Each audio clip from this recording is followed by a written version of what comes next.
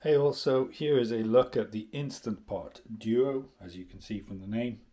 We've had this several years and it's been great, but just a quick look at how to get started. Alright, so behind you can see I got it plugged in at the wall. Cable just comes around the back. It's pretty straightforward. Just plug it in, turn it on. But on the front, you can see it saying off here. It's really quite straightforward. So the first, I suppose, obvious place to start is if you press pressure cook, and you can see obviously you get the time in minutes. Countdown, you got high pressure and you got normal. If you press it again, it goes down to 3 minutes, then it goes down to low pressure and less. So really this reflects the time and this reflects the pressure, but you can toggle the pressure level as well.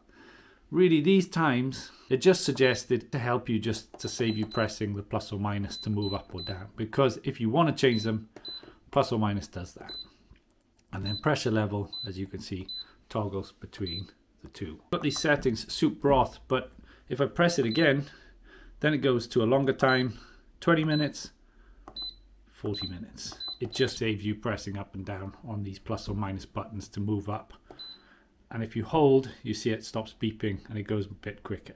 All the others on the side do the same thing. Yogurt. Oh, you saw the delay. It came on. I don't want to do that. Yogurt has got that, but also it's got a boil setting, and there you've got your pressure settings and boil. If you're done and you just want it to stay warm but not cook, you've got the keep warm function, which is a nice feature. Delay start only works if you choose. So let's say if I chose multi-grain and then I did delay start, then I could plus minus the time I want it to start it. So this is hours, maybe go down to 0 and then press delay start again, toggle the minutes, and it goes up in increments of 10. So this is the countdown to when it's going to start, because you've got delay start, and that will stay as green after it starts flashing, and then this is your setting, and you can hear it started. So that hasn't done anything yet, but it will start in 20 minutes. And if I want to come out, obviously cancel. Nice feature as well, Sauté. You have to have the lid off for this. It'll just start heating up, so you can fry things. Great for like if you want to seal meat and things like that.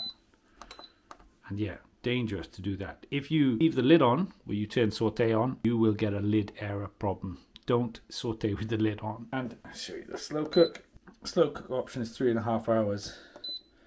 And then it goes through various options like the other programs.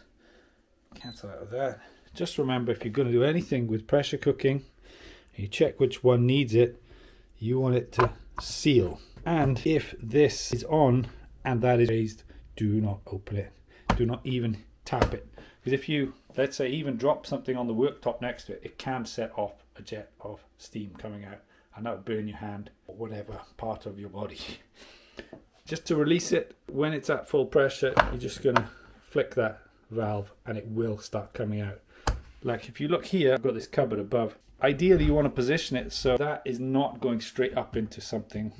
You want that to really release into the air, but you can't move it with pressure. So just factor that in when you position it before you start cooking and before you release the valve as well. Remember, you can release it by flicking it to venting. My wife likes to put a tea towel over it to kind of control where the airflow goes. I'm not sure that's great, but that's what she does. And the stainless steel pot, you know, inside here, I mean, that'll last a lifetime. You've got the elements under that as well, which do get warm. So just be aware. You only clean the lid, the ring, and the stainless steel pot. Nothing else, okay? Because that's all. You can give a wipe around the rim here. Also got this. Now this has been filled from our use. This water, I suppose, reservoir just slots in the back here. Okay, it's a little bit hard to get it on because you can't really see it very well. It just slides in and back on there. I just want to empty that. And it's worth giving that a wipe because it does get quite moldy quite quickly, as you can imagine, with water sitting there. It's a bit of a loose fit. I always feel like I haven't put it on properly, but that is worth knowing. And then you've got your, serial number and the rest on the back. So there you have it. Instant Pot has been a major hit in our house. We've loved doing it and loved using it. My wife really rates it. She does a lot of Asian food in there. Cannot fault it. I hope you found this useful. Thank you very much for watching.